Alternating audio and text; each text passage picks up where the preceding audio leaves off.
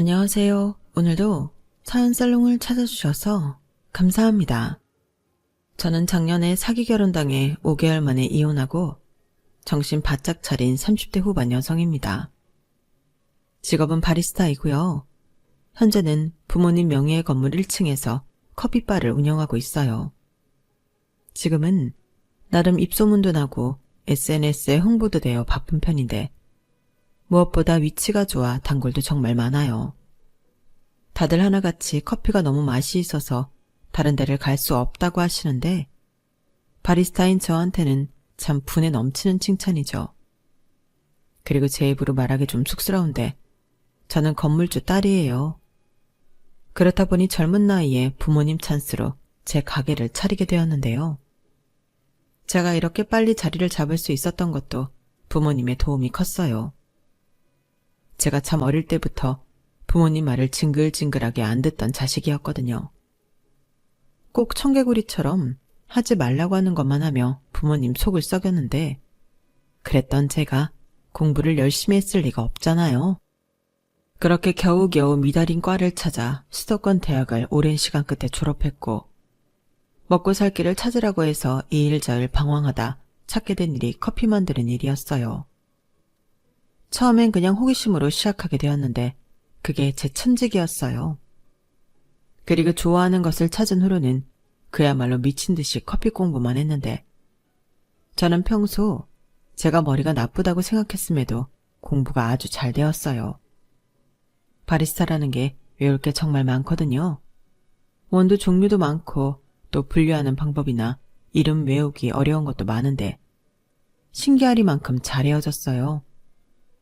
그러면서 드디어 하나의 직업에 올인하게 된 저였는데 부모님이 이때다 싶어 저를 해외 유학까지 보내주셨고 저는 드물게 커피 유학까지 다녀온 졸지에 엘리트 코스를 밟은 사람이 되었죠.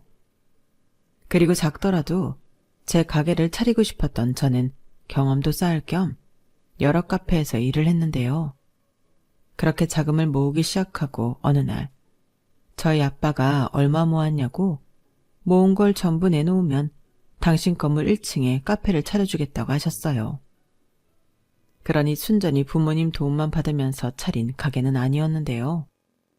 사람들은 제가 건물주 딸이라는 것도 몰랐지만 나중에 알고는 제가 월세를 내지 않을 거라고 생각했나 보더라고요. 하지만 저는 월세는 물론이고 관리비까지 정확하게 내는 임차인이었는데 그래도 부모님의 건물이라 편하긴 편했죠. 그리고 한 3, 4년 장사를 하니 어느 정도 자리를 잡아갔는데 어지간한 월급쟁이 월급 이상은 순수익으로 가져갈 수 있었어요. 그렇게 돈을 버니 바빠서 저한테 쓸 시간은 없어도 부모님한테 늦게나마 효도는 할 수 있었는데 그런 의미로 돈이 좋긴 좋더라고요. 저희 엄마가 제가 효도를 한번 할 때마다 입이 귀에 걸렸거든요. 그렇게 저는 제 일을 사랑하며 30을 넘겼어요. 그러자 저도 그렇고 저희 부모님도 한 가지 고민을 하게 되었는데 제가 가게에 묶여서 연애할 시간이 없었다는 거였죠. 카페 특성상 하루를 통으로 쉰다는 게 쉽지 않았거든요. 그렇다고 바리스타 직원을 뽑아 저랑 교대로 근무하는 것도 무리가 있었는데요. 핸드드립 같은 경우는 커피를 내리는 사람마다 아무리 원두가 같다고 해도 맛이 달라 제가 자리를 비울 수가 없었어요. 대신 에스프레소 기계로 내리는 커피는 직원이 있어서 커버가 가능했는데 제가 카페가 아닌 커피바를 고집하면서 더더욱 자리를 비울 수가 없었어요. 요즘은 오마카세 음식점처럼 커피도 오마카세로 진행하기도 하는데 그건 전적으로 제가 없으면 안 되는 거였거든요. 그리고 그렇게 커피 맛에 눈을 뜬 사람들은 전부 저희 가게의 단골이 되었는데 빌어먹을 전 남편도 그런 저의 단골이었어요. 더 정확하게 말해 같은 상가의 이웃이자 단골이었는데요. 전 남편은 저희 부모님 건물 가장 꼭대기층에서 영수 전문 학원을 운영하고 있었어요. 영어 강사는 여자분이셨는데 친구라고 했고 그 인간은 원장이자 수학 강사였는데 처음엔 둘을 연인 내지는 부부라고 생각했죠. 영어 강사님이 종종 남편 얘기를 하셨거든요. 손에는 결혼 반지도 있어서 당연히 부부가 운영하는 학원이라고 생각했는데 저희 아빠가 그 원장 총각이야.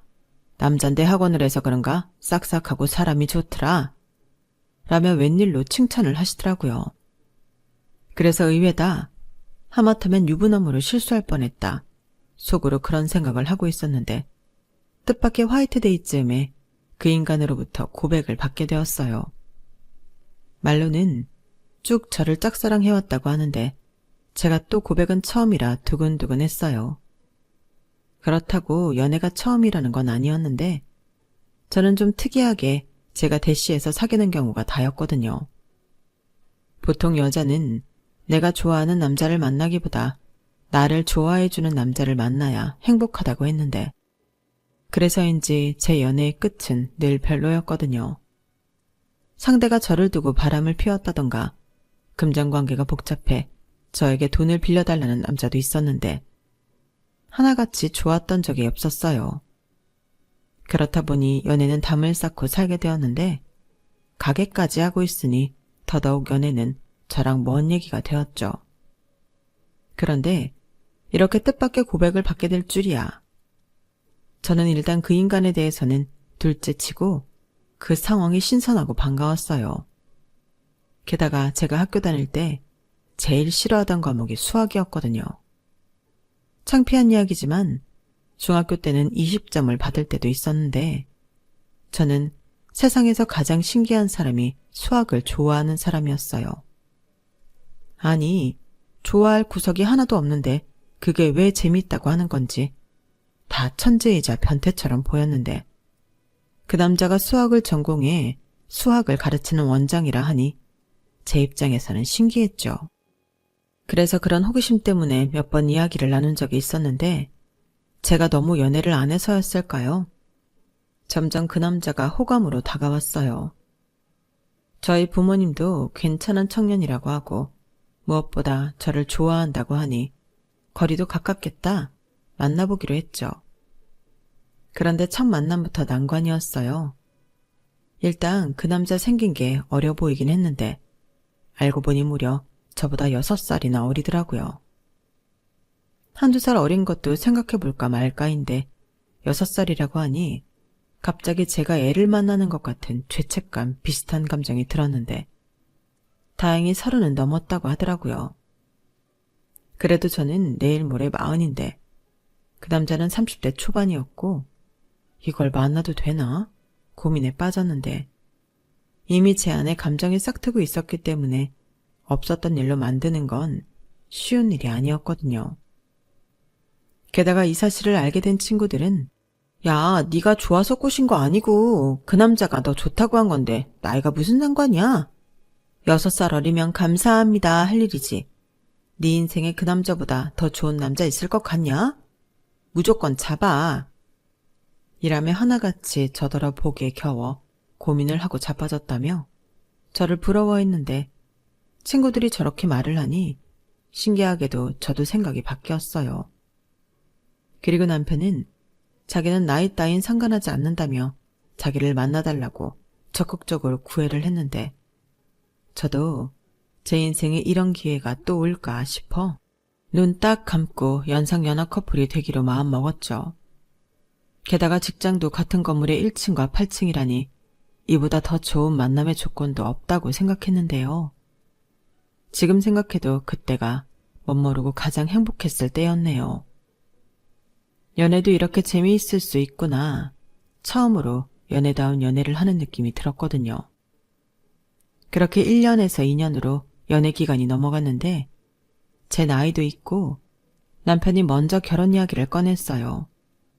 솔직히 마다할 이유가 없어서 좋다고 냉큼 승낙했는데 저희 부모님도 엄청 좋아하던 기억이 납니다.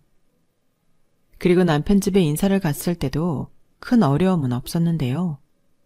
남편한테는 홀 시아버님과 공교롭게도 저랑 동갑인 시집간 누나가 있었어요. 그리고 남편은 시아버님과 둘이 살고 있었는데 그래서인지 살림도 엄청 잘하더라고요. 사실 저는 청소, 정리 뭐 그런 거는 영 소질이 없는 사람이었는데 엄마 없이 자란 남편이 짠하면서도 남편은 그야말로 운명 같은 사람이라는 생각이 들었어요. 신이 있다면 저를 위해 맞춤형 남편감을 보내주셨다고 생각할 정도로 저는 남편에게서 저에게 없는 장점을 많이 발견했는데 그래서 더 남편을 좋아하는 마음이 컸어요. 그러니 결혼하고 싶은 마음이 더 컸는데 이렇게 꼴랑 5개월 살고 이혼할 줄 알았다면 애당초 만나지도 말 것을. 저는 제 미래도 모른 채 평생 이 남자랑 행복할 줄 알고 결혼식 첫날 혼인신고까지 해버렸죠. 저는 그게 제 발목을 잡는 일인 줄 몰랐어요. 그런데 결혼식을 올리고 신혼여행까지 잘 다녀온 뒤 곧이어 제 결혼 생활에는 이상 신호가 잡히기 시작했어요. 결혼하고 2달이 되었을 때였는데 저희 친정아빠가 그러시는 거예요. 왜 양서방은 지난달도 그렇고 이번 달도 월세랑 관리비를 아직 안 내니? 무슨 일 있어? 라고 하시는데 저는 솔직히 깜짝 놀랐어요. 남편한테 학원이 힘들다든가 무슨 일이 있다는 말을 전혀 들은 게 없었거든요. 그래서 제가 확인해 보겠다고 말씀드렸고 곧장 남편 학원에 올라가 남편한테 월세와 관리비 이야기를 했는데 남편은 깜짝 놀라며 저에게 말했어요. 저는 하도 깜짝 놀라길래 월세 내는 걸 깜빡해서 그러나 했더니 남편은 전혀 다른 의미로 놀란 거였어요. 뭐? 장인어른 건물인데 내가 월세랑 관리비를 내야 해? 나는 사위잖아. 라며 황당하다는 듯 말을 하는데 저야말로 남편의 말에 황당 그 자체였죠. 친딸인 저도 월세랑 관리비며 다 내고 있는데 사위가 뭐라고 그런 특혜를 준답니까? 그리고 그런 건 자기도 확인을 해봐야 하는 거 아닌가요? 그래서 제가 딸인 나도 내는 돈을 무슨 사위라고 봐주겠냐. 제가 약간 화를 내며 말을 했는데 남편은 몰랐다며 딱 잡아뗐어요. 뭐? 자기도 월세를 낸다고? 관리비도 다 내고? 야, 장인어른 진짜 너무하시다. 아주 떼돈을 보시라고 하나 보네. 자식들 돈까지 탐을 내셔야 해? 탐? 그게 왜 탐이야? 당연히 받아야 하는 돈인데. 막말로 자기 아니고 남한테 주면 당연히 받을 월세를 뭐하러 사위한테 주고 그걸 안 받겠어? 그리고 자기가 잘 모르나 본데 우리 아빠도 이게 직업이야. 건물주도 직업이라고. 엄마가 괜히 여기 와서 건물 관리하고 신경 쓰는 줄 알아? 그게 업이니까 그러는 거지. 나야말로 정말 깜짝 놀랐다. 어떻게 확인도 안 해보고 당연히 사위니까 월세를 안 내도 된다고 생각할 수가 있어? 그야 상식적으로 생각하면 그렇겠다 싶었지. 그리고 나는 자기 월세 안 내는 줄 알았으니까. 아마 여기 상가 사람들 다 그렇게 생각할걸? 그러니까 왜 확인도 안 하고 그런 생각을 하냐고. 아무튼 밀린 월세랑 관리비 당장 내. 이 건물 월세가 우리 부모님 생활비고 노후 자금이야. 알겠어, 그만 쪼아대. 내면 되잖아.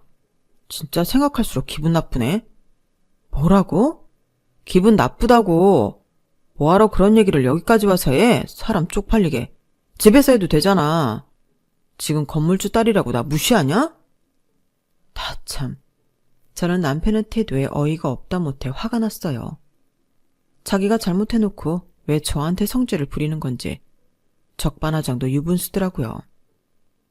하지만 그렇다고 거기서 부부싸움을 할 수는 없었는데 소문이라는 게 무서웠거든요. 그래서 어금니를 팍 물고 집에서 보자 벼르며 남편의 학원에서 나왔는데 그날 하루 종일 남편 때문에 기분이 나빴어요.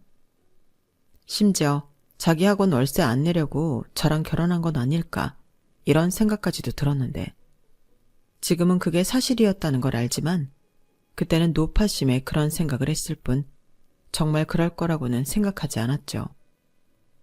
그렇게 남편은 밀린 월세를 거의 일주일에 걸쳐 모두 냈다 하더군요. 그렇게 처음 이상 신호가 지나가고 곧장 또 다른 일이 터졌어요. 저희 부모님이 건물 임대료로 생활을 하시기 때문에 바쁘지 않을 때는 종종 여행을 다니시거든요. 두 분 다 워낙에 여행을 좋아하셔서 가까운 곳도 꽤 먼 곳도 두 분이서 다니세요. 그건 상가 사람들도 거의 다 아는 사실인데, 그래서 그걸 부러워하는 분들도 계셨고 좋아 보인다고 말씀하시는 분들도 계셨죠. 그리고 남편은 굳이 따지자면 부러워하는 사람 쪽이었는데, 자기는 가족들이랑 여행을 다녀본 게 언제였는지 기억도 나지 않는다고 하더라고요. 보통의 가족들은 있는 그런 추억이 없다며 살짝 얼굴이 어두워졌는데 그 모습이 딱해 보였어요. 솔직히 제가 시간을 빼는 게 정말 쉽지가 않은데 그래도 남편을 위해서는 시간을 내고 싶더라고요. 보통 학원들도 아이들 방학에 맞춰서 짧게는 3일, 길게는 주말 껴서 일주일은 쉬는데 그 즈음을 이용해서 시아버님을 모시고 가까운 제주도라도 다녀오면 좋겠다고 생각했어요. 물론 시아버님 경비는 저희 부부가 부담하고요. 그런데 남편은 우리끼리만 가는 게 마음에 걸린다며 자기 누나한테도 물어보자고 했고, 누나가 안 된다고 하면 그때 우리끼리 다녀오자고 했는데, 저도 이왕 가는 거 신우도 같이 가면 좋겠다고 생각했어요. 남편 말대로 우리끼리만 갔다고 서운할 수도 있는 일이니까 남편한테 물어보라 시켰는데 신우가 무슨 제주도냐며 일본을 가자고 했답니다. 우리 누나가 그 돈이면 일본 갈 수도 있다고. 차라리 일본을 가자고 하네. 나도 이왕이면 해외여행에 좋을 것 같긴 해. 우리 아빠 온천 엄청 좋아하거든. 그래, 알겠어. 그럼 다시 찾아올게. 그럼 경미는 형님네 것만 따로 내 계좌로 보내달라고 하면 되는 거야? 뭐? 우리 누나한테 돈을 받는다고? 이왕 가는 거 기분 좋게 다녀오자. 우리가 내면 나중에 우리 누나도 고마워서 우리한테 뭐라도 해주겠지. 지금 그게 무슨 소리야? 그럼 형님네 가족들 몫까지 우리가 내자고? 배보다 배꼽이 더 크다고 생각하지 않아? 나는 그건 아닌 것 같아. 형님네가 경비 내시면 같이 갈 수 있지만 이건 아니지. 설마 형님이 그렇게 말씀하셨어? 저는 혹여 신우가 먼저 그런 얘기를 꺼냈을까 남편한테 물었어요. 하지만 남편은 기분 나쁘다는 듯 입을 꾹 닫았고, 이렇게 기분 나쁠 거 차라리 가지 말자고 삐졌는데 저도 짜증나서 그러자고 없던 일을 하겠다고 했어요. 말 같지도 않은 소리를 하는데 이런 건 바로잡고 살아야죠. 그런데 다음 날 신우가 신나서 저에게 전화를 걸어왔고, 신우는 남편한테 제 이야기를 못 들었는지 혼자 들떠서 난리도 아니었는데, 이왕 전화가 왔길래 저는 신우 생각이 궁금해서 물어보기로 했어요. 혹시라도 남편과 달리 신우는 자기 식구 경비는 낼 생각이 있을 수도 있으니까요. 하지만 핏줄은 핏줄인 건지 신우도 남편과 크게 다르지 않았는데요. 오히려 더 뻔뻔하더군요. 저기 형님, 제가 어제 그이한테 들었는데 제주도보다는 일본이 낫다 하셨다고. 요즘 제주도 물가 장난 아니라잖아. 그럴 바에는 일본을 가지. 우리 아빠 온천도 시켜주고. 네, 저도 뭐 일본 나쁘지 않은데 그럼 경비는 어떻게 하실 생각이세요? 경비? 무슨 경비? 여행 경비요. 형님네도 식구들 다 가시는 거잖아요. 그야 그렇지. 누군 가고 누군 안 갈 수 없으니까. 근데 그거 올케가 내는 거 아니었어? 나는 그런 줄 알았는데. 제가요? 에이, 형님도. 아버님 경비는 몰라도 형님네 식구 경비까지는 어렵죠. 혹시 그이가 그랬어요? 제가 낸다고? 아니, 그건 아닌데 나는 올케가 먼저 이야기했다고 하니까 그런 줄 알았지. 그리고 우리가 내 식구긴 한데 애들이잖아. 애들은 좀 싸지 않나? 그러지 말고 올케가 이번에는 기분 좋게 싸라. 나 진짜 해외여행, 신혼여행 다음으로 처음 간다. 올케는 돈도 잘 벌고 집도 부자잖아. 무슨 그런 말씀을 하세요. 저도 뭐 들쑥날쑥하죠. 그리고 집이 부자라는 건 저희 친정 말씀하시는 거예요? 생각하시는 것처럼 그런 건 아닌데. 설령 그렇다고 해도 그건 제 돈이 아니죠. 치사하다. 그럼 굳이 왜 나한테까지 여행 갈 거냐고 물어봤어. 지금 사람 놀리는 거야? 우리는 100만 원은커녕 50만 원도 낼 여유가 없단 말이야. 그럼 어쩔 수 없죠. 그리고 지금 저희 부부도 그 일로 싸워서 여행 얘기는 없던 걸로 하기로 했어요. 저는 좋은 마음으로 제안한 건데 일이 이렇게 될 줄 몰랐네요. 죄송해요. 뭐야, 지금 그러니까 이렇게 사람 기분 들쑤셔놓고 없던 일로 하겠다고? 이야, 올케 네가 정말 우리를 먹같이 생각하는 거구나? 지금 나랑 장난해? 왜 저한테 그러세요? 그럼 제가 비용 다 내고 가는 건 식구들 위해 하는 거고 형님네 비용은 각자 부담하라고 하면 먹같이 생각하는 거예요? 이건 아니죠. 저한테 돈 맡겨놓으신 것도 아닌데. 정말 치사하다. 더럽고 치사해서 안 가. 됐냐? 신우는 저렇게 말하고 여기에 쓰진 못했지만 욕까지 하며 전화를 끊었어요. 아니, 무슨 거지근성이 있으면 저리 생각하고 행동할 수가 있는 건지 불쾌하기 짝이 없었는데 몇 시간 후 지 누나한테 전화를 받았는지 남편이 화가 나서는 제 가게로 왔어요. 그리고는 돈 몇 푼 가지고 이럴 거냐며 자기 누나한테 제가 상처를 줬다며 또 오발대발 하는데 카페 손님들도 있고 정말 얼굴이 화끈거렸어요. 그래서 그럼 나 혼자 7명 여행 경비를 모두 부담하는 게 맞는 거냐고 저도 물러서지 않고 말했는데 자기도 같이 부담하는 거니까 우리가 부담하는 거라고 하더라고요. 그러니까 잠만 말고 저더러 여행 준비를 하라고 하는데 기가 차서 헛웃음이 나왔어요. 그래서 나는 싫으니 네가 하라고 했는데 차마 이런 기분으로 그 식구들 틈에 끼어 여행 가고 싶지 않으니 나는 빼라고 했죠. 그럼 6명이고 전부 자기 가족이니 더 기꺼운 마음으로 준비할 수 있을 것 같아 나름 배려를 해준 건데 남편은 저더러 끝까지 해볼 거냐며 그냥 됐다고 여행은 없었던 일로 하자고 하더군요. 그러면서 여행은 됐고 여행 경비로 쓰라고 했던 돈을 자기한테 현찰로 달라고 했는데요. 그러니까 3인 경비를 저더러 돈으로 달라고 하는 거예요. 저는 이건 또 무슨 잡소리인가 싶어 남편을 그냥 쳐다만 봤는데 지도 지가 말하고 민망하긴 했는지 슬쩍 꽁무니를 빼면서 자기 학원으로 돌아갔어요.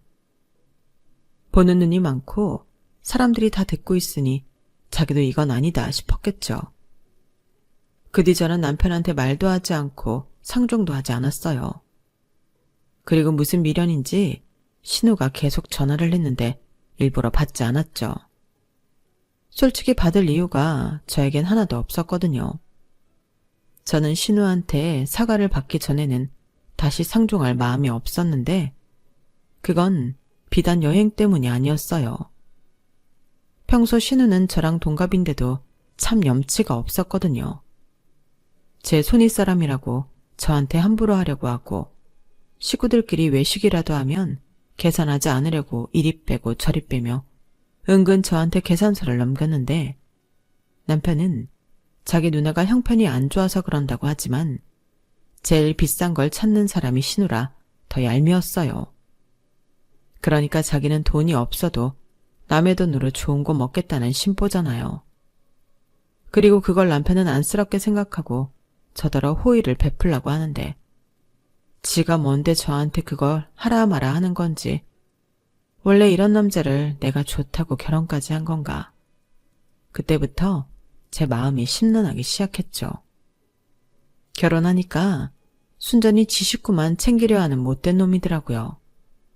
결혼 전에는 그렇게 저랑 저희 부모님한테 잘 보이려 몸에 좋은 거라고 선물 공세도 하고 자처해서 아부도 떨더니 결혼하고 사이가 된 후부터는 지가 뭐라도 된 듯 상가 사람들한테도 살짝 으스대기도 했어요.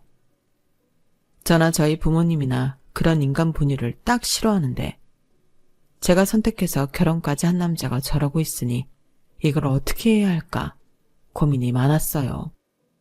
심지어 이젠 저한테까지 자기 가족들에게 잘 보이고 돈 쓰며 호의를 베풀라고 시키니 한 번쯤은 뒤집어 엎더라도 남편과 단판을 지어야겠다고 생각했어요.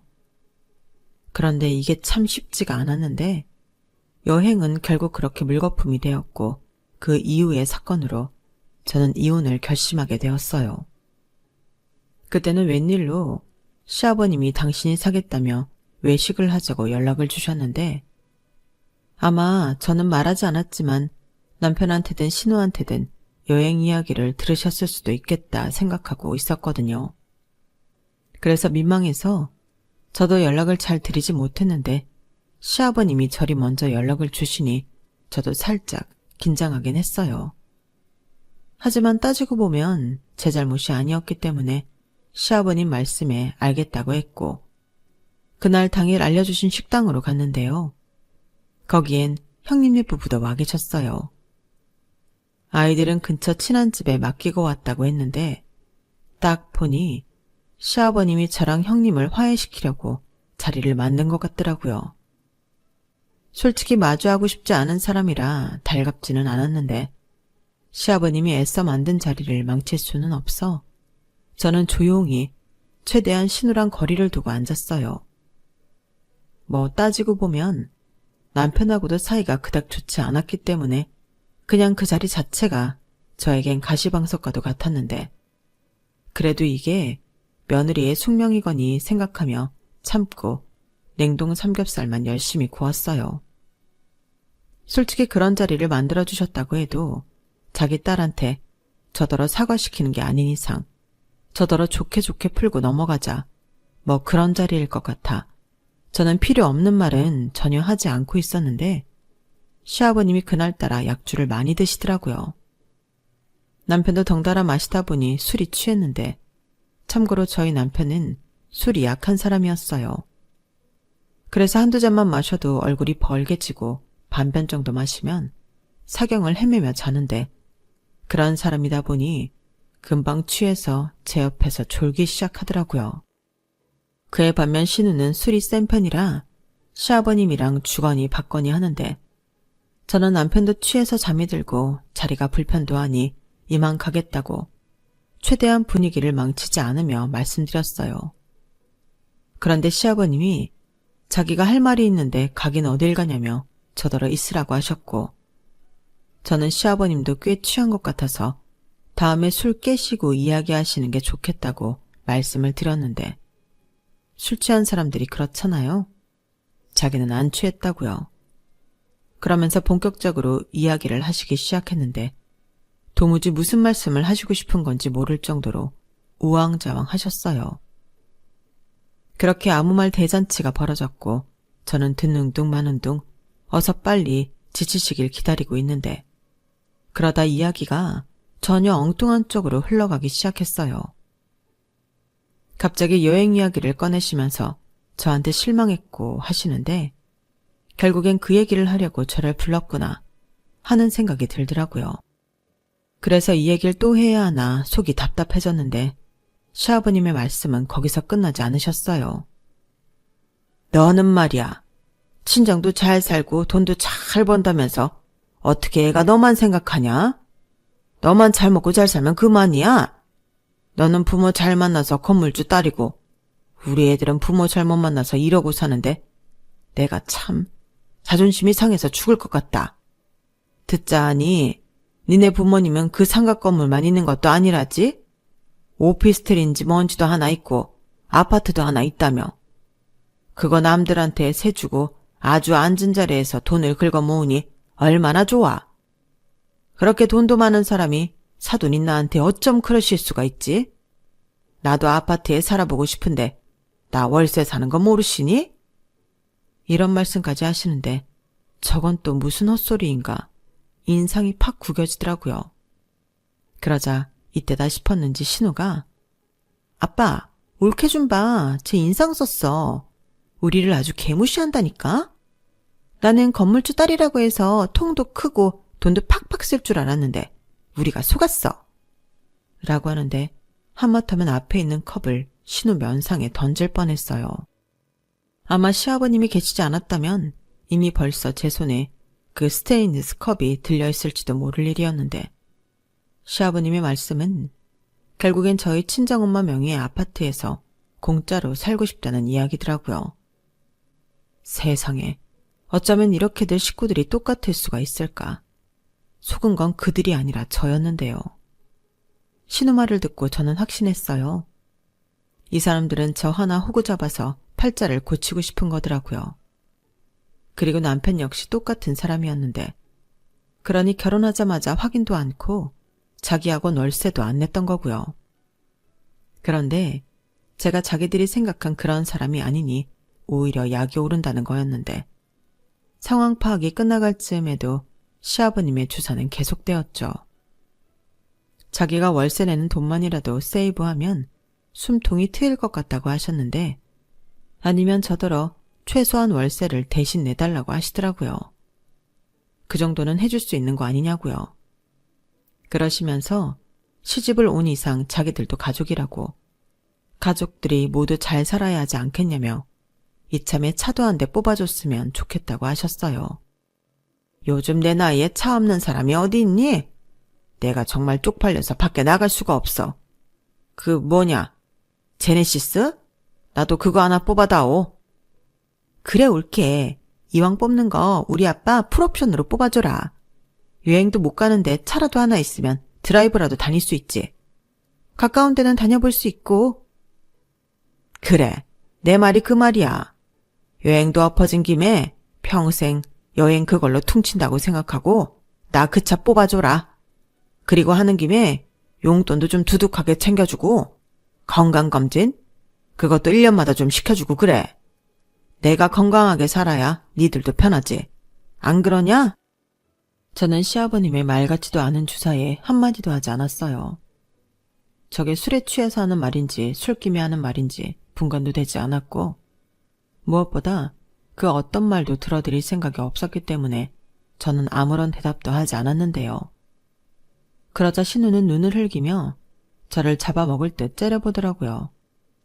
그래서 저도 똑같이 째려보며 자리에서 벌떡 일어나 저 혼자 택시를 잡아 타고 집으로 왔는데, 그러자 남편이 뒤늦게 정신을 차렸는지 아침이 다 되어서 집으로 들어왔어요. 학원이라는 특성상 오후에 일어나도 지장이 없긴 했는데, 저는 그게 아니라서 안방문 잠그고 오지 않는 잠을 청했죠. 사실 그때부터는 내가 이상한 집구석에 시집을 왔다는 생각에 이혼 생각밖에는 없었는데요. 그렇기 때문에 남편과 한 방에서 한 침대를 쓰고 싶지 않았어요. 그러자 아침에 남편이 안방 문을 열려고 문고리 잡는 소리가 들렸고, 문이 잠긴 걸 알고는 남편이 방문 밖에서 욕을 했는데, 저런 인간을 뭘 보고 여기까지 왔나 속이 답답해 미칠 지경이었어요. 그리고 남편은 거실 소파에서 잠이 들었고 저는 거의 잠도 못 자고 집을 나와 카페로 갔는데요. 3시 정도 되었을까? 멀쩡해진 남편이 웃으면서 나타났어요. 그러고는 저더러 왜 자기를 안 깨웠냐며 아무것도 모르는 순진한 얼굴로 점심은 먹었냐고 물어보는데, 제가 그때 커피를 내리려고 물을 끓여놔서 그 주전자를 들고 조용히 말했어요. 꺼지라고요. 그러자 남편이 조금 당황한 얼굴이 되었는데 몇 분 있다 문자가 오더라고요. 자기는 어제 취해서 아무것도 모르는데 무슨 일이 있었냐고. 그런데 무슨 일이 있었다고 해도 술자리에서 벌어진 일이니 잊으라고 했는데, 저는 절대 못 잊는다고 답장했어요. 그리고는 다음 연락은 없었는데 퇴근하고 집에 가니 남편이 먼저 집에 와 있더라고요. 뭐 평소에도 제가 더 늦게 끝나기 때문에 남편이 먼저 집에 가 있는데, 그날은 야식까지 준비해놓고 저를 기다리고 있었어요. 당연히 그걸 보고 좋아할 제가 아닌데 자기 혼자 실실 쪼개며 제 눈치를 보더라고요. 그리고는 자기도 누나한테 들었다며 자기 아빠가 요즘 힘들어서 그런다며 저더러 이해해달라고 했는데요. 저는 그럴 수 없다고 했습니다. 설령 그게 술김에 한 주사라도 넘어갈 수 없다고 했는데 남편이 갑자기 180도 바뀐 태도로 안 넘어가면 어쩔 거냐고 화를 냈어요. 그리고는 자기 아빠가 오죽 힘들면 그런 자리를 만들어 말을 했겠냐고 저더러 인정머리가 없다고 비난하기 시작했는데, 저는 예의도 없고 싸가지도 없답니다. 돈도 그렇게 버는데 자기 가족들한테 좀 쓰면 어떠냐고요. 그리고 자기 학원 월세도 제가 나서서 저희 부모님에게 안 주고 안 받는 걸로 할 수 있는 거 아니냐고. 자기는 그런 게 다 서운하다고 했는데 급기야 나이 어린 신랑 얻었으면 그 정도는 해야지. 아마 우리 아빠도 그런 생각을 했었을 거야. 나이 많은 며느리 보고 싶은 사람이 세상 천지 어딨어? 라고 했는데 충격 그 자체였어요. 그런 생각을 갖고 있을 줄은 정말 몰랐거든요. 그러면서 저랑 결혼하게 된 진짜 속마음을 이야기했는데 그때는 너무 화가 나서 그냥 집을 뒤집어 엎어버렸어요. 그 정도로 그 말이 너무 화가 났거든요. 이 남자가 뭐라고 한 줄 아세요? 자기는 제가 돈도 잘 벌고 친정도 잘 사니 자기 집에 효도하려고 심청이 임당수에 빠지는 심정으로 저랑 결혼을 했다고 하더라고요.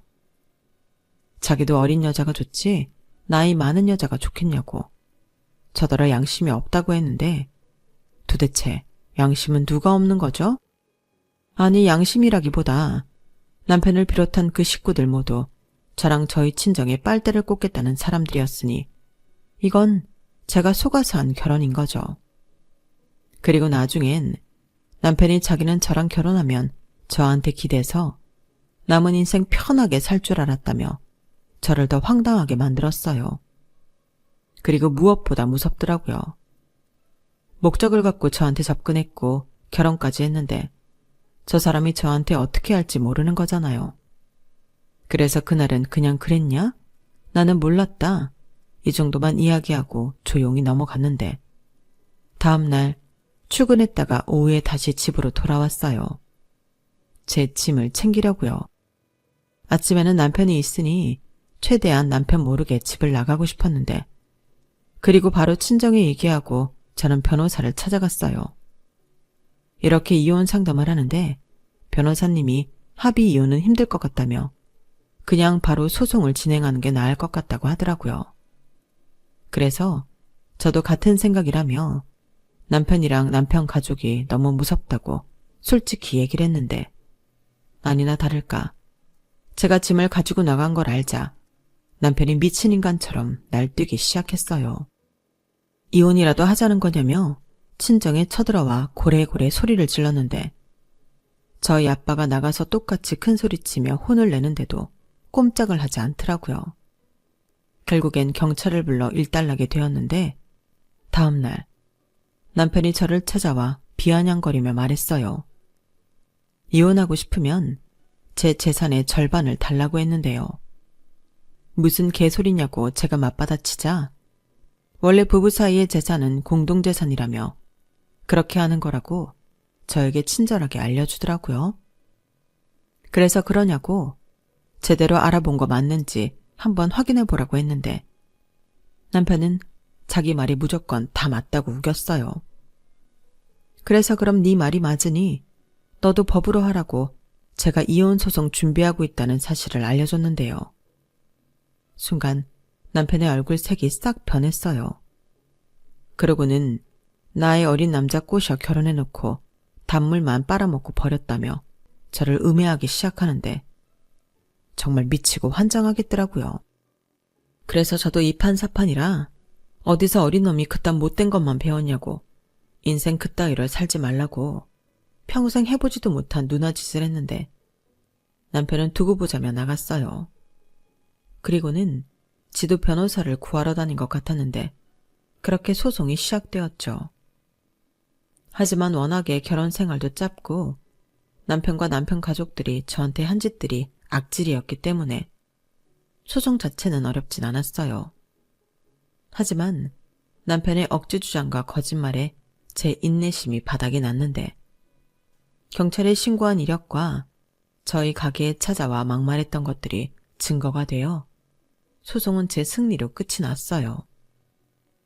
그리고 판사님 앞에서 어찌나 전혀 다른 말을 하는지 정말 저 인간이 무서운 인간이라는 생각밖에 들지 않았는데요. 저를 오랫동안 짝사랑했다는 것도 그냥 오랫동안 타겟으로 노린 것 같더라고요. 그러니까 건물주 딸이라는 걸 안 그때부터 저를 꼬셔서 결혼하고 싶었던 거였어요. 그런데 지 생각처럼 안 되니 나중엔 자기 속을 다 까서 보여준 꼴이 되었고 그 때문에 저랑 이혼하게 되었는데 저희 아빠가 마침 그 학원 계약이 끝났다며 저더러 걱정하지 말라고 하셨어요. 계약은 진작에 끝났는데 보통 자돈 연장하니까 그냥 같은 조건으로 연장해 준 거라고. 하물며 사위 학원인데 당연히 그럴 생각이셨다고 하셨는데요. 이젠 그럴 이유가 없으니 쫓아내겠다고 하셨어요. 그러자 이런 낌새를 알아챈 건지 남편이 잘못했다고 빌기 시작했는데 그때 같이 학원을 하던 영어 강사 친구가 그랬어요. 남편이 원래 목표가 있으면 무서운 인간이라고요. 그리고 어지간해서는 포기할 줄도 모른다며 저더러 잘못 엮인 것 같다고 했는데 자기는 결혼도 그렇게 할 줄은 몰랐다며 이참에 남편과 손절할 생각이라고 하더군요. 친구가 저렇게 말할 정도면 정말 이상하고 무서운 사람이라는 건데 저는 이후로 더 강하게 나가기로 했어요. 원래 그런 사람일수록 자기보다 강한 사람한테는 쪽을 못 쓴다는 그 진리를 믿어볼 생각이었죠. 그리고 저희 아빠가 기어코 그 학원 자리를 빼라며 통보했는데 남편은 자기가 잘못했다고 기회를 준다면 저한테 평생 충성하고 자기 가족과는 영 끊고 살겠다고 필요하면 각서라도 쓰겠다고 했는데 어차피 이혼한 마당에 저런 말이 무슨 소용이냐고요. 그리고 저는 이혼 소송 중일 때부터 남편과 연관된 모든 사람을 차단해버린 상태였는데 저희 아빠는 공시를 놀려서 월세를 못 받을지언정 너 같은 놈을 자기 상가에 두고 싶지 않다고 하셨어요. 그러자 또 이놈이 횟가닥 돌아서 그럼 자기는 어디 가서 뭐 해먹고 사냐고 사람 밥줄 끊는 거 아니라고 난동을 부렸는데 저희 아빠는 해볼 테면 해보라고 했어요. 그리고 파손한 것들도 전부 보증금에서 까겠다고 단호하게 대처하셨는데 역시 센 척하는 놈은 정말 센 사람한테는 쪽을 못 쓰더라고요. 저희 아빠가 나이는 좀 있어도 운동도 꾸준히 하시고 풍채도 있으시거든요.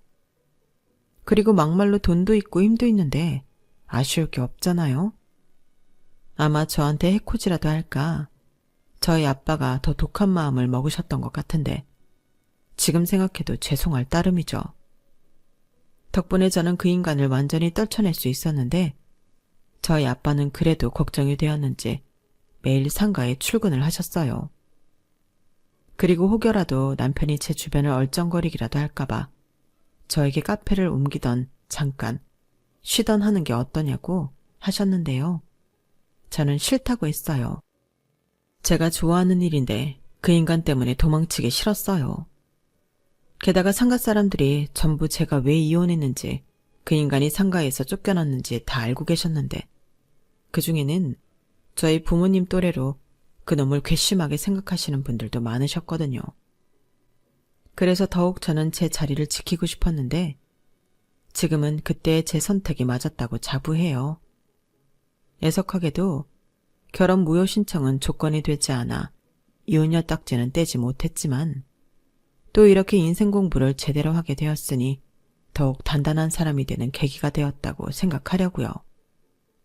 원래 나쁜 쪽으로 생각하면 한도 끝도 없잖아요.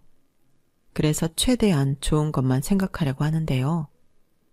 그래도 제 남은 인생에 남자는 못 만날 것 같긴 합니다.